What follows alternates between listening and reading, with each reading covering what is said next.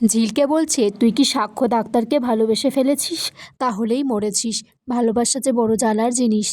বলছে, আমাকেই দেখ, নিজের ঘর সংসার স্বামী ছেড়ে এখানে পড়ে আছি। ঝিলকে বলছে, তুই তাহলে বোকার মতো চলে আসলি কেন? তোর মনের কথাটা কেন সাক্ষ্যকে বললি না? ঝিলের মা বলছে, সাক্ষ্য যে ওকে ভালোবাসে সেটাও তো নয়। তখন বলছে যে সাক্ষ্য তোর কত যত্নার্থী করছিল, ওর কত খেয়াল রাখছিল। বলছে, আমরা বড়লোকদের সমান কখনো হতে পারবো না।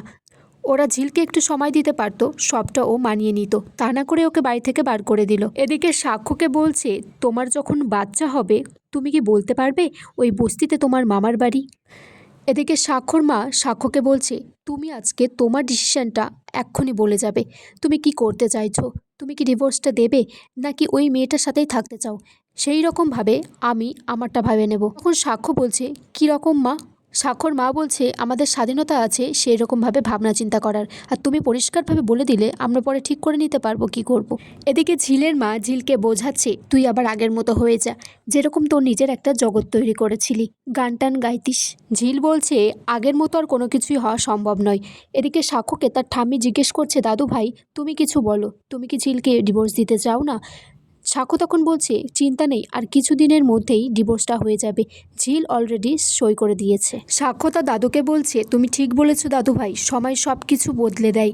ঝিলকে যখন বিয়ে করে নিয়ে এসেছিলাম ভেবেছিলাম ওকে গড়ে পিছে শিখিয়ে এই বাড়ির মতো করে তুলব, কিন্তু এখন আর সেটার প্রয়োজন হবে না। ঝিল বলছে, জানো মা, যেদিন থেকে আমার মাথায় সিঁদুরটা উঠেছে আমি নিজেকে পরিবর্তন মনে হয়েছে। আমি কিছুতেই ওনাকে ঘৃণা করতে পারলাম না।